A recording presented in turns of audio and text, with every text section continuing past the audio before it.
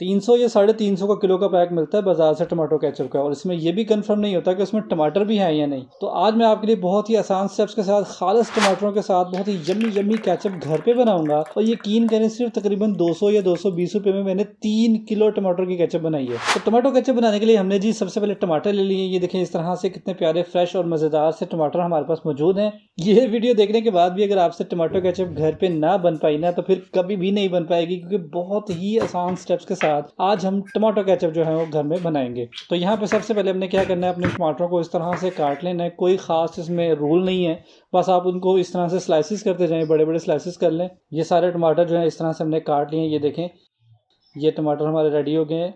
तो ये टमाटरों की कटिंग जो है हमने कर ली है। अब हमने क्या करना है कि बड़ी सी पतीली ले ली है हमने।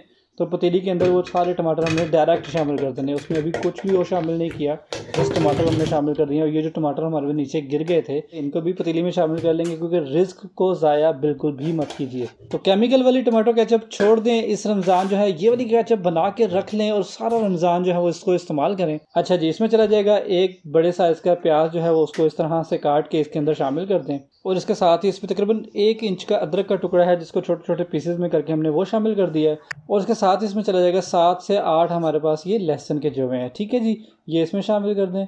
यहाँ पे आ गई ये हमारे पास ये दालचीनी का 1 या 1.5 इंच का जो टुकड़ा है ना, उसको इस तरह से तोड़ के वो भी शामिल कर दें, उसकी बड़ी प्यारी खुशबू आएगी। और इसके साथ ही यहाँ पे हमने 7 से 8 जो लौंग होते हैं ना वो भी इसमें शामिल कर दें। फिलहाल बस हमने यही चीज़ें शामिल कर दी। यहाँ पे फ्लेम जो है वो आप हाई कर दें और इसको आहिस्ता आहिस्ता इस तरह से ना मिक्स करके ना इसको अब आपने पकने देना। ठीक है, किसी चीज़ की टेंशन नहीं लेनी, इसमें पानी बिल्कुल शामिल नहीं करना, क्योंकि टमाटर जो है वो अपने ही पानी में जो है वो पकेंगे। यहाँ पे हम इसको ढक देते हैं और इसको पकने देते हैं। तो भाई साहब जब तक हमारे टमाटर जो है वो पक रहे हैं, आप इस तरह करें, हमारे फूड फिक्शन किचन को सब्सक्राइब कर लें और साथ ही लगी बेल की घंटी को टन टन दबा दें, ताकि हम आपके लिए जो मज़ेदार और यमी यमी रेसिपीज़ बनाते हैं ना वो फ़ौरन से आपके पास पहुँच जाए।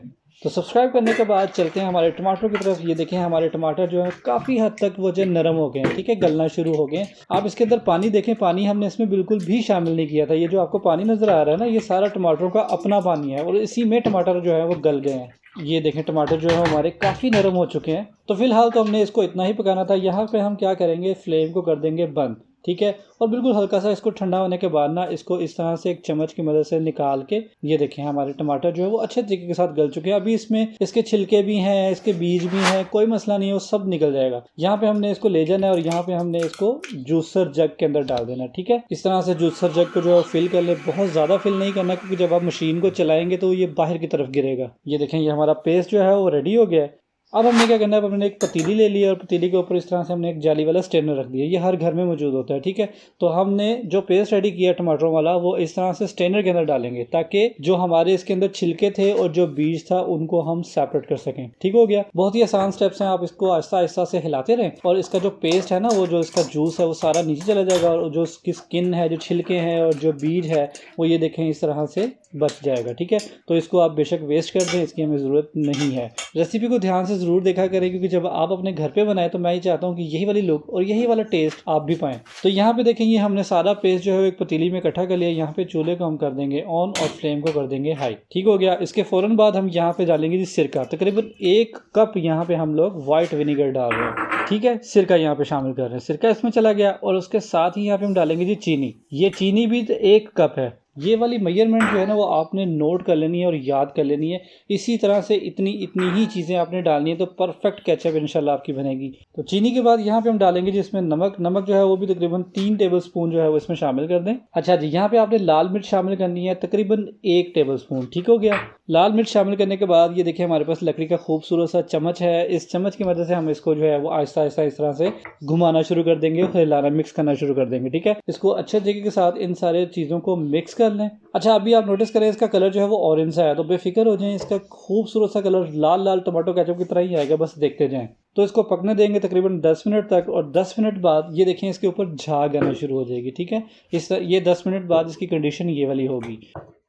अच्छा, आप नोटिस करें इसके अंदर देखिए बहुत सारा पानी है, झाग भी आ गई है और इसमें पानी भी बहुत सारा है, तो हमने इस सारे पानी को ड्राई करना है। ठीक है, तो अभी इसको मज़ीद और पकने देते हैं। ले जी, पकते पकते इसको तकरीबन 15 मिनट हो गए हैं और 15 मिनट बाद मैं आपको इसका टेस्ट दिखाऊंगा। ये देखें, जब इसके ऊपर इस तरह से बबल आने शुरू हो जाएगा ना और ये थोड़ी गाढ़ी हो जाएगी, तो यहाँ पे मैं आपको इसको टेस्ट दिखाऊंगा। इसको टेस्ट करने का तरीका ये है कि थोड़ा सा इस तरह से एक ड्रॉप आपने लेना और किसी भी प्लेट में इस तरह से उसको डालें और उसको प्लेट को इस तरह से तिरछा कर लें। जब इसके अंदर से इस तरह से पानी निकलना शुरू हो जाएगा ना, ये देखें, इसका मतलब है कि ये अभी बिल्कुल भी तैयार नहीं है। ठीक है, तो हमने क्या करना है कि हमने इस पानी को अच्छे तरीके के साथ ड्राई करना है। तो हमारी केचप को पकते पकते 15 मिनट हो गए और ऑलमोस्ट जो है उसका पानी काफी हद तक ड्राई हो चुका है। ठीक है, तो यहाँ पे हम क्या करेंगे, कुछ 1 या 2 चुटकियां, ठीक है, 1 या 2 चुटकियां आपने इसमें रेड फूड कलर डालना है। ये बहुत इंपॉर्टेंट चीज़ है। देखें, रेसिपी की लुक जो है वो बहुत मैटर करती है। तो वो लाल लाल जो टमाटो केचप का रंग होता है ना, वो फूड कलर से ही आता है। आप इसको जो मर्जी कर लें, टमाटरों से, सिर्फ टमाटरों से उसका वो रंग नहीं आएगा। आप इसमें थोड़ा सा फूड कलर जो है वो आपको शामिल करना पड़ेगा।